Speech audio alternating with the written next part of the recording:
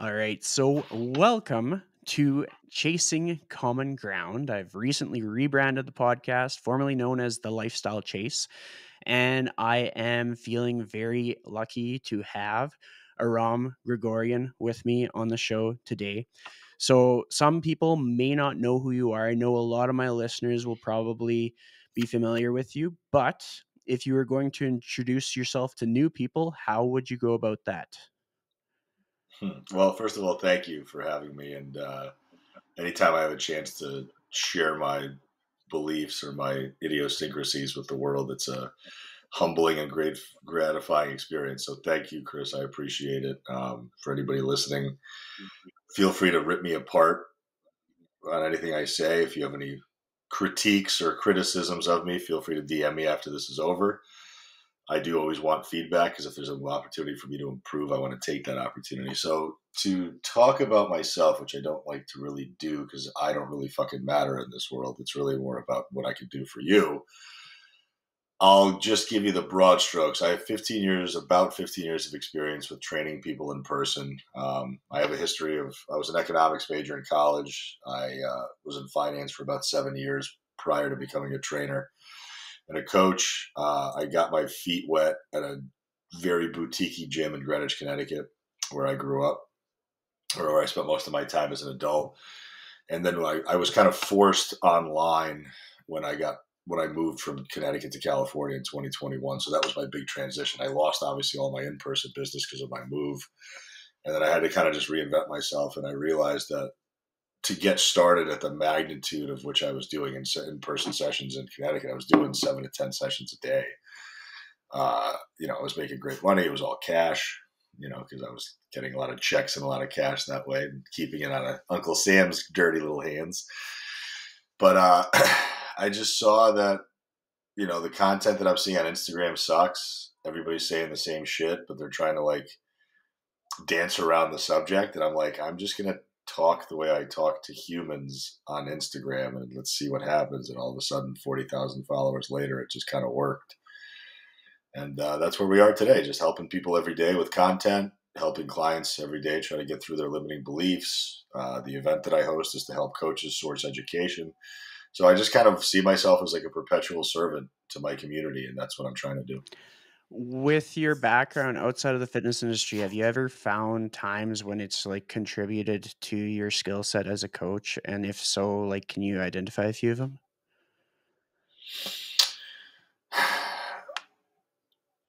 I would say that it's interesting because what I did in business was very much monkey work. Like I sat in an office, I had a managerial role, but I didn't really like manage anybody.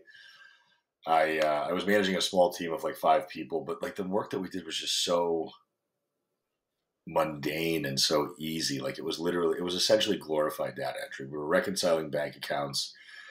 We were connected to a trading company, so we traded oil, natural gas, and power. So it was like very big money work, but the shit that we were doing was like, we were like the lackeys of the company. They call it's in those kind of companies. You have the front office, which is the people that make a ton of money, that are kind of the forward client facing, money facing people. Then you have the middle office, which supports the front office and gives them the support that they need in order to make those transactions and make that money happen. And then you have the back office that supports everybody. So we're like that bottom rung of the ladder. So it was never like this sexy job. We were in a very sexy industry. And I was 45 minutes away from New York City, which came with a lot of partying, which came with a lot of drugs and booze and everything else, kind of that Wolf of Wall Street lifestyle. But it was our choice to do it that way. It was not like if people were like inviting us out. So I didn't really learn business acumen. I didn't learn how to run a business. I didn't learn anything about finance. I was broke, making 120 grand a year, overdrafting my bank account because I was a fucking stupid 25-year-old kid.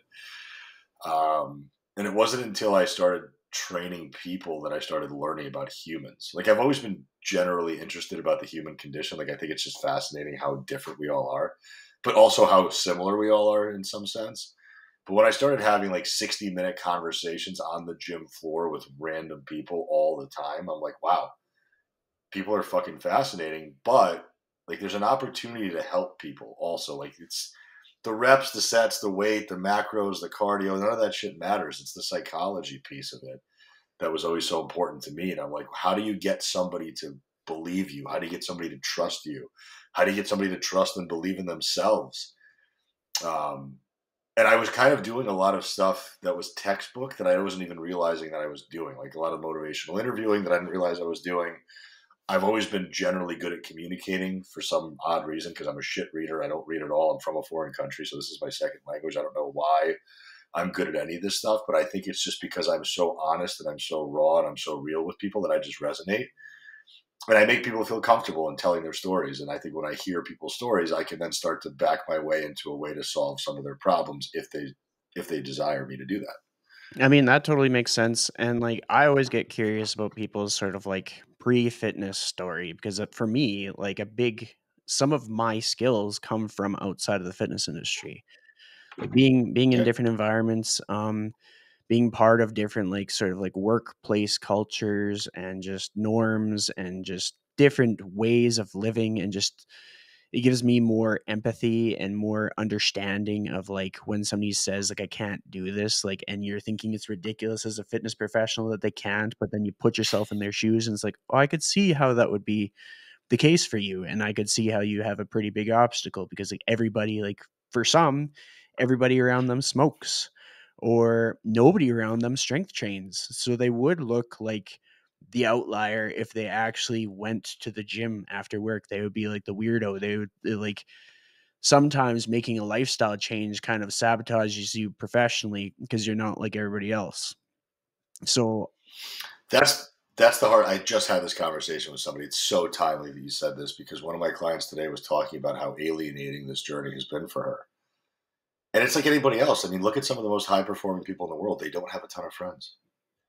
They, the cream rises to the top, and you're sitting up there, and you're like wondering, like, why is it so lonely up here? And it's like, well, because you've just done stuff that other people aren't willing to do. You've outgrown this former shell of yourself, this person that was scared to achieve, scared to try, scared to fail, scared to be wrong, scared to be judged. And now you're sitting around, hopefully a better circle of people who understand what growth takes. And it's lonely. Like I've had to separate myself from a lot of people because I know that if I'm in environments where, like, I mean, I'll be honest with your audience. Like, I love to drink and party, but I also know that if I drink and party and do drugs for 3 days straight, like, I'm not going to be a good business owner. I'm not going to be a good person to my loved ones. I'm not going to be a good friend. I'm not going to be an empathetic human being. I'm going to be short fused. I'm going to be impatient. And that's not how I want to show up in the world. So I'm very strategic and intentional about what I say yes to and what my boundaries are. I'm shitty with boundaries when it comes to clients. When it comes to business, I have no boundaries. Like, I work, I think anybody who's an entrepreneur who wants balance, you're just kidding yourself.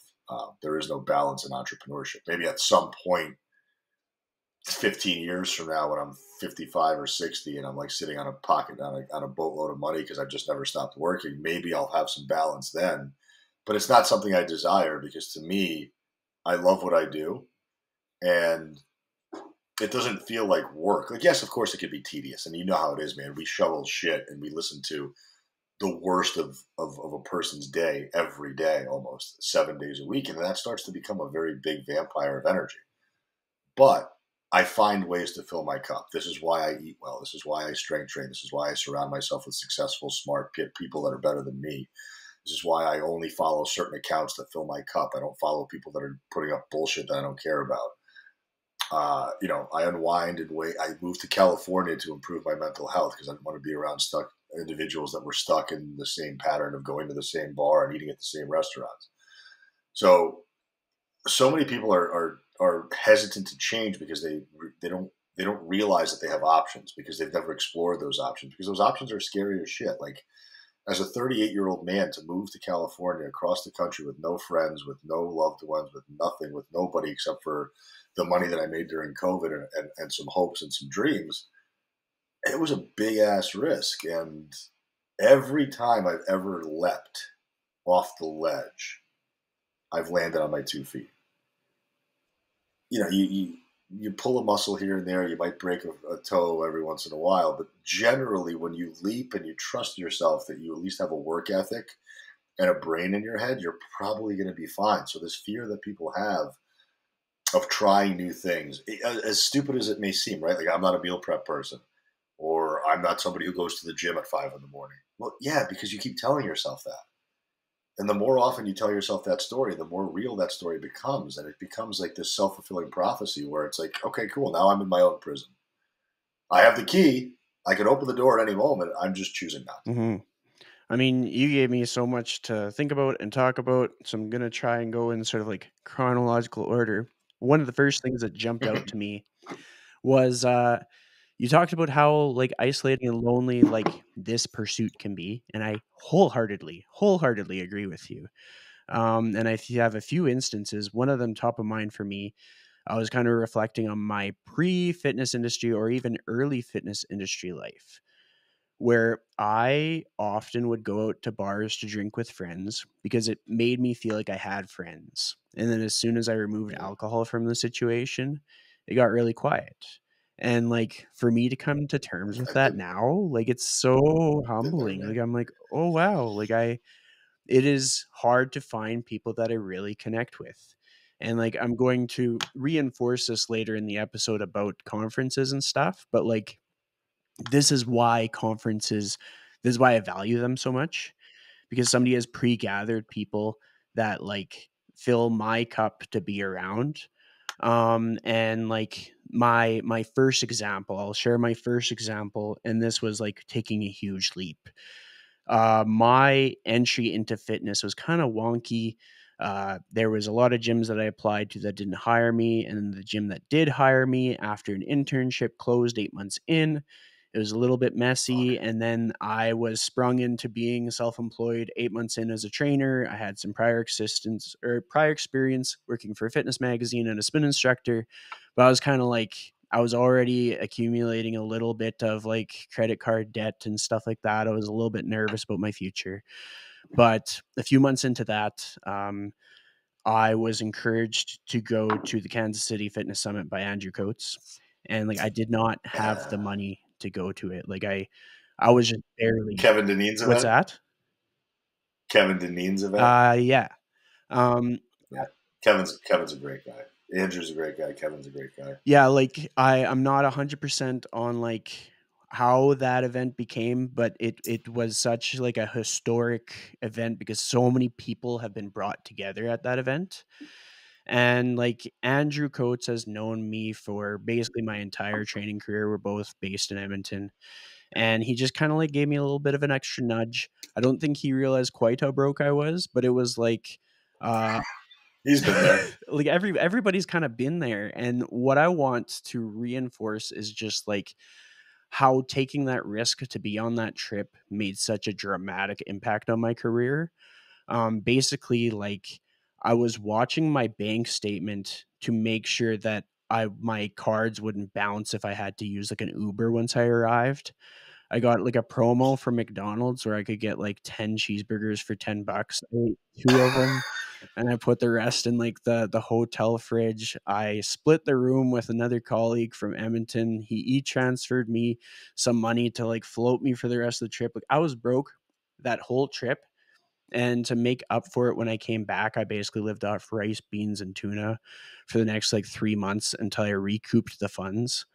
But like it changed the trajectory of my career, like that and all the networking that I do online. Like now I'm in a position where like your event came up and I could just pay for it immediately, which I couldn't do that before. But it's because of the growth that's happened to my career, the connections I've made, the work I've been able to do since. But what motivated me this time around, like big time, the people coming, because yes, it gets isolating. Yes, it's hard to find people that you really see eye to eye with. And I start to value people more and more the more I'm in the industry. I'm like, I would pay $1,000 to hang out with this person.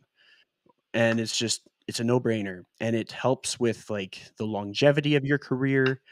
It can be like the catalyst for some collaborations, some meeting of the minds. Maybe somebody's going through some personal stuff and just talking to a friend makes such a big, profound impact. Like I could see going to an event like yours being the reason that a lot of people stay in the industry where they might have otherwise like quit on themselves because of the value that connection brings. It's funny that you say that because that's exactly what happened in March. So I would say that probably 92% of the audience back in March of this year when I first ran it was female coaches that were probably either relatively new to coaching or maybe mid tier, a couple of years under their belt. Some of them, I would say, most of them were part time. And the amount of people that ended up coming out of that conference, and between the connections that they made, the stuff that they learned, and the tactics they were able to implement, they either went full bore, full time, and started just saying that this is going to be it. I'm just going to go both feet in the pool, or they managed to refine their business and to refine their offering to be able to still help people while still maintaining whatever their major breadwinning career was. Because some of them were like nurses, some of them had tenure in teaching, so it's like you're not going to leave that job. That's silly. It's like you have benefits and all this other stuff. And I've been to other conferences where there's people that are like making, 150, 200 grand a year, and they're being guilted into becoming coaches because it's like, well, you're not making enough money. You could be doing more. And if you don't sign up for my mastermind, you're never going to fulfill your full potential. It's like this person has a lucrative career. Why are you telling them to leave and take a job that essentially is going to pay them zero money for 6 months until they build their roster up? And they don't even have the skill set or the experience to do it. So there was this like predatory sense of like, if you're not doing what we're doing, you don't belong with us. And unless you pay $20,000 for my mastermind, you'll never belong. And when I saw that, and I saw that at multiple different conferences, I'm like, this is ridiculous. People need to be able to understand that they have options to do this part time. Now, I personally, like for me, I don't want to do this part time. Like, I like the fact that I'm a full time coach. It's taken me a very long time to get here. Like, this idea of a 10K month never even crossed my mind until maybe 3 or 4 years ago. Like, I've been making whatever underneath that for a very long time. So this idea that like you're going to become a coach within 6 months, you should be making 10 grand is bullshit. I mean, anybody that tells you that through your DMs or whatever other marketing they're now doing to try to loop you into whatever program they have, it's like anything else. Like if a client hires us as a nutrition coach or a trainer, we can give them the best roadmap in the world and the best blueprint, but they still have to do the work. So if you hire a business coach and that business coach is saying, do this, do this, do this, do this, do this, and you don't do any of it, well, that's not going to really bring you any more business or any more money. And the reality is the more helpful you are and the more of yourself that you give to people, the more people will come to you as the authority figure in that space and they'll trust you. And like everybody's so afraid of, well, I only have 2,000 followers on Instagram. It's like, well, can you imagine if you had 2,000 people in your driveway listening to every word you had to say? Like that's 2,000 people that give a shit about what you're putting out there. So talk to them. Stop trying to talk to the person that's not even in your ecosystem yet. Like you're not Andrew Coates. You don't have 140,000 followers. But even Andrew Coates, who has that, it's taken him years to get to that point. And like he'll even admit, he's like, I got lucky multiple times along the way. And that's what people don't want to realize. And I think the problem with our industry right now, Chris, is that there's a lot of these business coaches and there's a lot of these gurus and self-proclaimed whatever that are creating and painting a picture that just isn't realistic anymore. And, I firmly believe that you should start cutting your teeth as a coach or a trainer by working with humans in person on a gym floor somewhere. And if you're making a ton of money and you want to do this as a side gig, understand that your clients are doing this full time. You're signing up clients to work with you full time, but if you're only giving them part-time effort, that's not fair to them either. So if you're going to be a part-time coach, you better be very good at being a part-time coach because that's going to degrade the rest of our industry if you put in half-ass work and those clients are getting a half-ass experience, and then they're not going to want to come back to coaching once they realize that it didn't work for them. So what I'm doing by creating this event, what I'm doing with all my content is I'm trying to make our industry collectively better so that we have an industry to keep coming back to. Because if we let the business coaches and the influencers run our industry, we are fucked. And I think you probably feel the same Hmm. way. Well, I mean, like for myself, some of the things that I really enjoy about this industry is connecting with people. Like, um, my workload is enough that I don't need to do in person training, but I do in person training because I like it. Oh, you Yeah. do?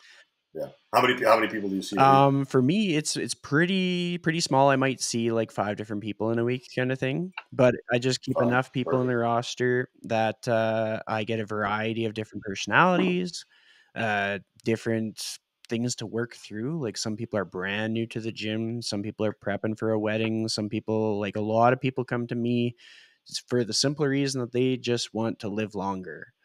They want to go on longer hikes and stuff. And that's like, I love that. I get excited about that. And then I do a lot of like online coaching where it's like strategy sessions and stuff. And there's a lot of times where I find myself in situations where I'm helping other coaches develop their skill set as well. Um, and it's just like, you have to be passionate about this work. But if you're passionate about this work, you get the work capacity to absolutely work your butt off, because it will take that in this industry. Like I've worked in a lot of environments. I've been like a porter at a bar where we worked all night and it was just like chaotic environment and stuff. I've been a warehouse operations person at like a stainless steel supplier, and it was just like tough labor, long days. Sometimes it's just like you're hustling to get the order out on time. But I would say the fitness industry has challenged me the most as far as like work ethic, work capacity. I think the lessons I learned from the other spaces played into like me being able to sustain this stuff. But like if I wasn't passionate about this work, I wouldn't have the career path that I've had. And a lot of people can't keep up with the work that it takes if they don't truly love like helping people. And then when you are helping people, you can't do these things by yourself. Like whether your business is like a sole proprietorship or whether your business has lots of team members, you still have to have like your people that you can kind of like talk shop with, your people that you can kind of like compare different scenarios. Like, I have this client working with this. What would you do in this scenario? Or I'm coming across this conflict. What would you do in this scenario? And it's just like, if you don't have these people, you're going to hit a wall. So, like, key points being that my hope is that when people get exposed to more passionate coaches that just truly love helping people, that it becomes this infectious like ripple effect, and then they start to find the passion in their work, and then people can kind of help each other, like the rising tide lifts all boats kind of thing. And I hope to subtly influence a few people to take a few of those positive risks on themselves to get themselves into a position where they're in rooms when they can be surrounded by these people all at once. Like maybe they can just barely afford the trip. Go for it. Go on the trip. Anybody listening to this from Edmonton, I will say right now, there are direct flights from Edmonton to Vegas with Flair, and they are some of the cheapest flights to the US that you can find. Like, this is one of the most advantageous locations for a conference for Canadians to attend if they're based in Edmonton. That's a huge reason why it was easy for me. A lot of other locations, there's connections, the flights cost more, or maybe it's like a day of travel each way, and you're there for 2 days. So it's just like this is an opportunity that's massive. If somebody's listening to the episode and they're like, "Oh, I know Chris, I just need to like save some money," and I would be like, "Well, just bunk with me. We can split the room cost. I'll help you out." But Yeah. I nonetheless, mean, the rooms are probably the cheapest part of the conference. I mean, the rooms I think are 109 to 129 bucks a night. It's probably I've gone to conferences where I paid 400 bucks a night at the same hotel that the event was at, and I'm like, Jesus, for what? I just flew to New York City from San Diego for 24 hours to go to the Strong New York event, and the reason why I went there was because I wanted to meet Adam Bornstein and Gabrielle Lyon and all these people that I've been following forever. And I paid $750 to buy a VIP ticket to be in those rooms. And what I think people fail to realize is that the money that you spend, if you have confidence in your work ethic and your abilities, you're going to make it back. And you're going to make it back tenfold. Now, it's not going to happen immediately. It's not like I spend $1,000 to go to Vegas and I go to the Real Coaches Summit and within 3 days I make that money back. Of course not. That's ridiculous.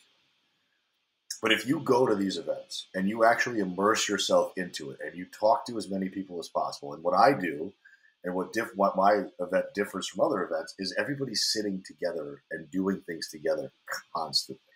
So it's not like this thing where I'm sure you've been to events too, where like, okay, speakers finished, speakers are gone, they're nowhere to be found, or they're at some like VIP thing for only the speakers or only the people that paid $1,000 plus to be in that room. And now you're standing there with like 2 or 3 of the people that you already know that you basically came with, and now it's like, well, where do you want to go to dinner? Well, I don't know. Where do you want to go to dinner? And now, then you're playing that game, and I hate that shit. So what I did was I'm like, okay, cool. Instead of having that happen, everybody's staying at the same hotel. I'm going to offer breakfast, lunch, and dinner, and I'm going to give you open bar happy hour so you guys can all be together the entire time, because that's why you came here. Like, I get it. Like, it's Vegas. There's a lot of shit going on. Bright lights, big city. I get it. But, like, what you'll notice is you don't have to leave. Like, you can literally leave your wallet in the room. You bring your notebook, you bring your pen, you bring a little backpack, you come downstairs, and you don't have to be back upstairs until you shower before dinner. And then dinner served at 6:45, and now we're doing 2 hours of happy hour. And now we're right back with those same people. The presenters are still there. They're hanging out with you. You're able to pick their brain. You're sitting next to another business owner who might have a very similar situation to you, and you're picking their brain. And so many people made these connections, and they got these takeaways. Like, of course, the stuff on the stage is important. That's why I curate the people that I curate. But it pales in comparison to the conversations that you have at the meals, at the happy hours, because that's where you get to actually know the person that you're speaking to. Like, these aren't people on stage should not be celebrities. You know what I mean? Like, I've been to conferences where like Lane Norton spoke and Holly Baxter spoke and Alan Aragon was there. And the amount of people that are just running up to them to take their picture. It's like, these guys aren't The Rock. This isn't like Kate Beckinsale. This is not like Denzel Washington. These are, yes, they're celebrities to us because we've been following them and they have these massive followings online and we consider them to be authority figures. But instead of wasting your time surrounding yourselves with them to get clout from them and to up your own status, ask them questions about why they are as smart as they are. Where did you source your education from? How long have you been doing this? What have the pitfalls in your career been? What would you have done differently 5 years ago, 10 years ago? What is your plan for the future?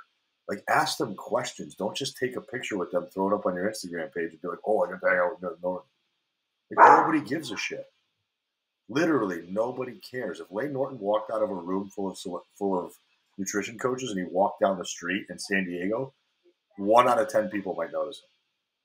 Just like you and I, right? Like, I think people do this stuff for the wrong reasons, and they show up to these conferences. Half the time, you're not going to maybe hear anything revolutionarily new or scientific that you've never heard of before, but it might change your perspective on something. You might have a conversation with somebody that bears some fruit. You might finally meet some friends that you've never had before because you live in this very sheltered, I work at home, alienated lifestyle where I don't get to connect to other professionals. And let's be honest, guys, nobody knows what the fuck we do. My parents don't understand what I do. My friends don't understand what I do. The world doesn't understand what nutrition coaching, what fitness coaching online means. Like, how do you train somebody on the internet? Now you get to be in a room full of other crazy people just like you, and you can finally start to feel connected to something that's bigger than you, so you never forget where you came from, and that's the point. Mhm.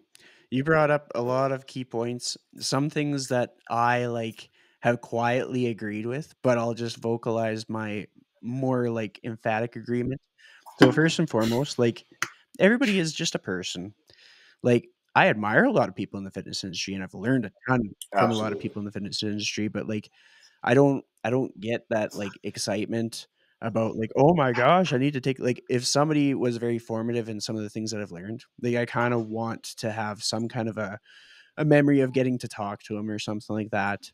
But I don't see it as like some people are bulletproof and untouchable and like my work doesn't matter kind of thing. Um, and then you kind of bring up the ability to like be around all the other people, and I'll highlight why that means so much to me. So like my very first fitness event was actually hosted here in Edmonton, and it was like right after the gym ended up closing their doors. And so like the gym owners had hosted this event, and so I got to be part of it because I was one of the former staff. But then in order for me to pay my bills in the time that followed the gym closure, I had to work at the bar every weekend. So the bar was basically supporting like my livelihood because I didn't have the right amount of clients to like cover my mortgage, cover my car payments, cover my car insurance. But I wanted to be at that conference. So basically I worked until like 4 in the morning, got to the conference for 9 in the morning, was there for the whole thing, taking notes, smacking myself to stay awake kind of thing. And then the conference ended and I was like, okay, I guess we all kind of like go home, settle down. But then I figured out there was like a VIP event with like the other gym staff and all the speakers and the gym owners, but I wasn't invited. And I was like, well, I would have liked to be there, but I had to work again to pay my bills. And it was just like that. It did hurt my feelings, but I think I became better for it. I've had so many opportunities to connect with people in the industry. My career has gone quite well ever since, but ever since then, if anybody has a VIP thing, everybody does their own thing. But the fact that you are Yeah. passionate about bringing everybody together, that means so much to me on a very like foundational level because that's what I needed early in my career, and to know that people attending your event are going to get that, whether they're just starting off, whether they're 5 years in, 10 years in, 15 years in. I think that's important. That resonates with me. And it's just like the conversations that you can have, like to put things into perspective. When I went to Kansas City, the whole trip probably cost me close to like $1,500 to $2,000 for like flight, hotel registration, all that stuff. In the years since, I have generated more than that in revenue directly from other people that attended the event. This isn't even including clients that I helped. This is the people that I networked with at that event have paid me more than what that event cost. And so when I say that, like, you will make your money back from attending events, like, I can walk the talk in that. And I have a unique situation where I do sometimes I help people with like I coach for another business. In some cases, I'm a consultant for people's podcasts. Sometimes I do video editing. Like I'm creative about this, but it's fitness related. It's related to my skill set and it helps them with their goals. And it's a mutual connection that all started from just not being a jerk at the conference. Like I'm pretty quiet. Not everybody talks to me, but the people that do, we built something from it. And then I kind of, as my career evolved and stuff, I set goals for myself. I'm like, I want to like sit down and hang out with these different people. Like over the years, I've had probably 150 different fitness professionals on my podcast. And like, I actually want to go and like sit with them and hang out and talk about life and see what they're all about and say dumb things by accident and then like look human and stuff like that. And so like your event just makes that way more efficient rather than booking like 12 different plane flights. I just book the one plane flight and see like 12 different people. So it's just so much more efficient. Yeah. I mean, it's like you said, it's not a bad trip for badminton. And to be honest, like especially now with how air travel is, I mean, San Diego. I live in San Diego. It's a bit of a pain in the ass to get to the East Coast. There's some direct flights, but at the end of the day, like if there's a will, there's a way. We always know that. We always know if there's something important enough to us. The amount of opposition that I've received, whether it's been cost or whether it's like I don't know what I'm doing in March. Well, if you plan to come to the event, now you know what you're doing in March, and everything else just gets put on the sideline, and you can make plenty of arrangements. If you, I mean, like I said, 92% of the women, of the people that came in 23 were female. I would say at least 60 to 70% of that 92% had kids. Obviously, they didn't bring their kids with them, but they made arrangements. They had plenty of lead time. I've been selling these tickets since June of this year. Most events will not start selling tickets until like 8-10 weeks out from the event. I don't want to do that because I have to cover a massive cost, which people don't realize how expensive these things are. And then when people start to talk to me about how expensive it is, I'm saying, okay, cool. Original price was $548, which is, by the way, an absolute steal. Like if you paid $548 for the ticket that you're coming to in March, you stole money. Like you robbed me essentially. But I offered it, so it's my fault. The second tier price was $748, still a steal. So let's just do the math, right? You went to Kansas City. You were living on McDonald's, so obviously that was relatively inexpensive. But let's say you weren't living on McDonald's. Let's say you had to go out to breakfast, you had to go out to lunch, and then you went out to dinner. You had a couple drinks every single day. On average, at least in Kansas City, it was probably about $100 to do that. And I would say probably conservatively more than that. Let's be honest. Let's probably say closer to 150. So that's 150 times 2. That's 300 plus the dinner the night before on Sunday when you get to Vegas. There's a dinner and drinks that night. So throw another 100 on top of that. So that's 450. So if you're, and this is Vegas, this isn't Kansas City. So the quality is a little bit better. The accessibility is a little bit, the environment's nicer. So let's say on average, if you were in Vegas for 3 nights, 2 days, what you would spend on food and drinks, it would probably cost you north of $500 anyway. So even at my highest regular price of $998, which would be the next and final tier of pricing, you're getting $500 worth of food and drinks, and then you're paying $500 for education. I still don't see what the opposition for price would be there. Like, to me, again, like if I knew that I can go to a conference and have all my food and beverages taken care of, and I'm getting actual tactical, practical, real world information that I can leave that conference and immediately implement it into my practice with, as opposed to having celebrities on stage telling me how they made $1 million and how I should be on a private jet and why I'm not yet.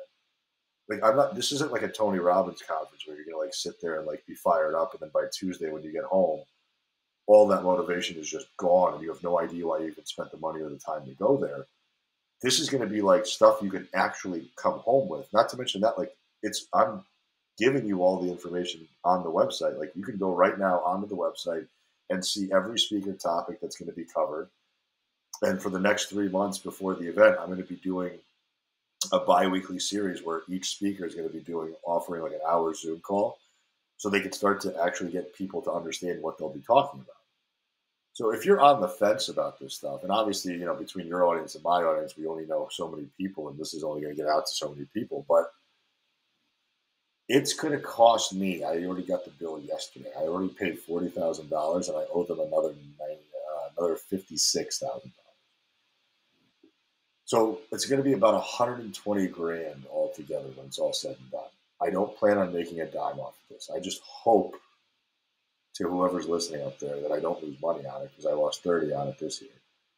And I can't afford to take that hit again, because I had to go into my parents' pocket for that. I didn't have it. And my parents luckily have finally gotten to a place in their life where they're a little bit more financially comfortable. And I went to them very hesitantly, hat in hand, and I said, Mom, Dad, like, I don't, I'm paying 29% on 3 different credit cards right now to just fund what the leftovers were on this event.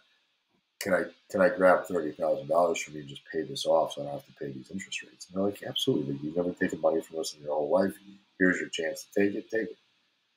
So people bitch about cost and they complain about how much things are. And it's like, you don't even understand the magnitude of A, what you're getting, of B, what it costs, and of C, what you're going to get back from it. Because if you don't expect an ROI, then don't come.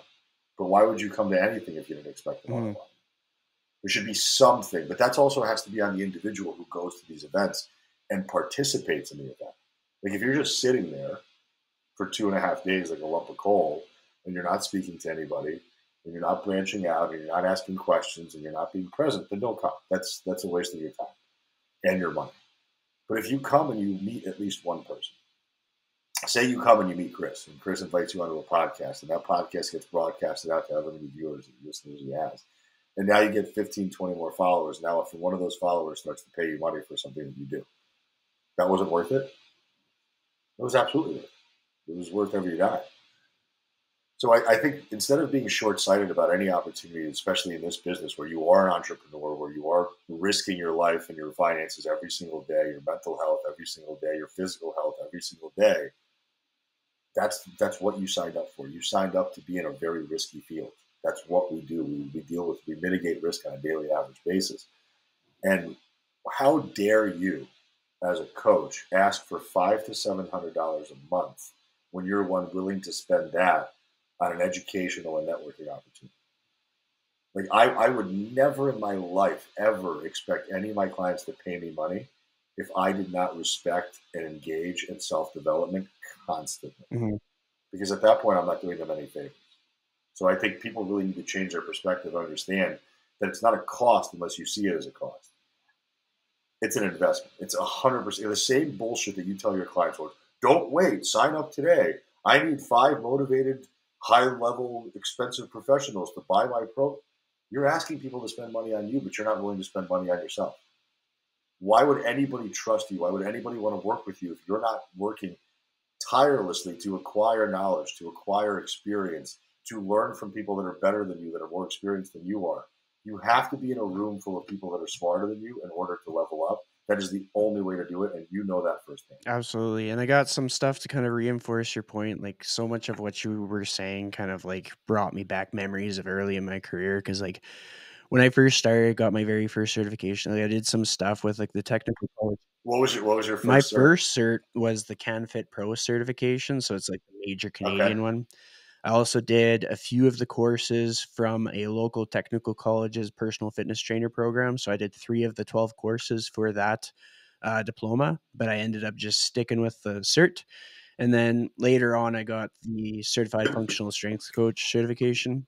I liked that because it had a lot of Very practical cool. applications. So you really had to be more hands on. But with that said, like when I started in the fitness industry, I was admittedly very green, did not know what I was doing. I had a lot of really smart people around me, but I was scared that I wasn't going to be able to retain clients. I was very insecure as a new trainer.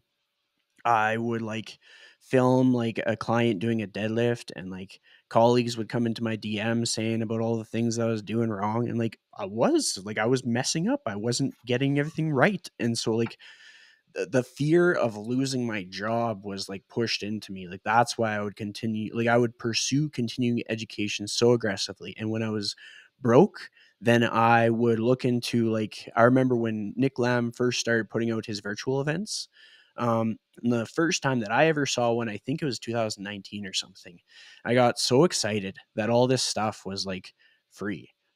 And so I like promoted it in my Instagram story. I was like, everybody, you got to get in on this. Like, this is, Yeah, why wouldn't yeah. And you? it's just like, I actually physically watched every last presentation. That is very time And consuming. now you get to speak at What's one. that? And now you get to present at one. Well, yeah, like I'll get to present for yours, which is like huge for me. Well, that's Nick. That's also Nick though. Yeah. Um, I'm working in conjunction with Nick. cause I So yeah, know, it's full circle, pardon me. right? Full circle. Here you are in 2019 watching other people present for free, and now you're going to be one of the people that other people are going to be watching for free present. And this is what it's all about, man. Like this is what people don't want to see. It's like you have to take these opportunities and you have to be involved in this community. You can't just sit in your basement on your computer as an online coach and expect things to happen. You have to go out there and grab and connect to everybody that you can get. Well, like people need to have like this sense of like urgency. Like for me, like I so much did not want to go back to my old career. Just like the environment was not conducive for me. Like it was just not a good space for me. And I didn't feel fulfilled. Like I felt like I had no purpose in life and it was impacting so much of what I did. And I just wanted to help people. But I wanted to help people, but also pay my bills. And I wasn't paying my bills. So in order to help more people, I need to get less dumb. My entire fitness journey has been like this pursuit of being less dumb, understanding that like I don't know everything, but if I try to learn, if I surround myself with people stronger and smarter than me, I'll progressively get smarter and stronger, hopefully. And just understanding like I will make mistakes and I won't always be right, but if I can kind of like own up to the things that I kind of mess up on and learn from those mistakes, like whether it be just like communication things or just like how I like maybe I select an exercise that just wasn't the best exercise for a client, but I learn from that and then I become a much better coach for the next client or even just a better coach for that client on the next session. Learning how to take feedback, learning how to just like dive into the continuing education that my clients actually need me to learn. Like sometimes just learning how to work with like females has been more valuable than learning how to work with athletes. Because for me, I'm very much general population. I've worked with a few people leading up to their like pregnancy journey and like so much of like the sensitivities to things or even just understanding like what a female would go through versus what a male would go through on a month to month basis. Like all these little intricacies make such a huge difference. And so I feel like for me, the fear of like losing my job because I was too dumb influenced me to pursue continuing education with as much volume as I could possibly do. Like, as long as I could eat, everything else went towards getting smarter in some way. And sometimes it's been through like online opportunities, but I find it's more holistically rewarding to go to the in-person ones because of the isolation that we experience in the industry. If you can kind of be in the same room as these other smart people, it just gives you a boost. Like, if you're like, oh man, I just haven't had my breakthrough of the year, and you just get that little mental boost of just hanging out with good people. They tell you what they've been up to, they tell you their struggles, they tell you their wins, and you learn a few things. Sometimes it's just validation too, man. Like sometimes you go to these events and you may not learn anything monumentally new or break through anything, but you just go and you're like, man, I am a good coach. I shouldn't have imposter syndrome. I should trust myself and my protocols because I am doing a good job. I have good systems in place. And if you went and you spent $1,000 to just be validated and that rose your confidence level up to a monumentally high spot, I think even that's worth it. Because there's been so many times where I've been like, I went to Swiss and Ohio back in October. I was at Supercoach in August. Like, I probably go to 3 to 5 events a year because I get to hang out with people that are like me, which is fun because then it's like, wow, okay, I can have actually good conversations with people and it's fun to listen to what they have to say. I get to let loose because it's the one time I don't have to coach anybody. I get to be coached. So it's my chance to shut my coach brain off and turn like my white belt mentality back on and absorb information versus delivering it, which is also a nice way to kind of get some freedom in your brain. It's my opportunity to travel. I get to hop on a plane. I get to go somewhere, hopefully somewhere decently cool. There's just so many benefits to doing it, and I think the problem is like, how old are I'm you? 31. Okay, so you're in that generation that's a little bit on the older side that kind of understands the value of human connection. I find, and maybe I'm short sighted, or maybe I'm the old guy that's standing in his window yelling at all the young kids on his front lawn. But at almost 40, I find that the people that are below 30 don't value these things the way that we do because A, they've never experienced it because they kind of started online like during COVID, so that's all they knew. They never really trained people in person, so they never had that interpersonal need or connection to have that communication system in place. And I think now it's so easy to start a business online. Anybody can really do it. You get a certification, get a few letters after your name, and let's say you're a good-looking dude or a ripped guy or a ripped girl. You now have clout, right? Because you have, well, clearly they know what they're talking about since they're in shape, so I should believe them. And unfortunately, I mean, I've seen plenty of like some of the best trainers I know are in some of the worst shape I've seen because they don't pay attention to themselves. They're giving every ounce of their energy and effort out to their clients and out to their community. So they don't really prioritize themselves, which not always the best thing in the world. You and I both know it's important to stay on top of our health and our fitness just for our mental health. But I think it's so vital to just get out of your own little bubble, to get out of your city, to get out of your community, to get out of your circle and see what other people in our industry are doing. Because worst case scenario, you at least get inspired with some food for thought. Best case scenario, you overhaul your entire system and start living a life and having a business that you've only imagined to have. So it's a win-win regardless of what you perceive it to be until you actually get there, until you see that experience. It's like anything else, right? Like our clients have no idea what they're signing up for until they spend at least a couple of weeks with us in our coaching environment. It's very much similar with an event. Like they put out pretty reels and like, well, this is going to be an amazing experience. And then you show up and it sucks because they're showing you what they want you to see. But that's because the people that a lot of times are putting these things on are doing it for monetary reasons. They're doing it to build up their own status versus to lift up the people in those seats. If you know anything about me in any way, anything about me and who I associate with and who I bring into my ecosystem, I don't bring people into my world unless I know they're servants like I am. Like I wouldn't be talking to you if I didn't know that you had integrity. I wouldn't be talking to Andrew Coates if he didn't have integrity. I wouldn't be connected to Jason Brown and Shantae Cofield and all these other people that I invited to speak at my event unless they had integrity. Of course, we all have to make money. Of course, we have to sell something. I get that. We have to keep the lights on. But at the end of the day, the money is going to come. It's going to show up. It's going to take time to build it and earn it. Earning, that's the key word. But you also have to understand that it's like anything else. Our clients hire us to reduce the learning curve. Our clients hire us to be able to foresee the potential problems in their lifestyle. Same way that we want to be surrounded by other people who've already done and walked the walk that we want to walk, have done the things, have had the problems that we haven't even had yet, that we haven't even anticipated in our business. They've already dealt with them, so they can maybe save us from a potential headache that's coming up the road. So if you're contemplating why you should go to these things, of course I want you at my event. Of course I don't want to lose money this year. But I promise you that if you come, there's no possible way that you leave there and you don't feel better about why you came. Like I over deliver on everything that I do, and this is just one more way for me to over deliver.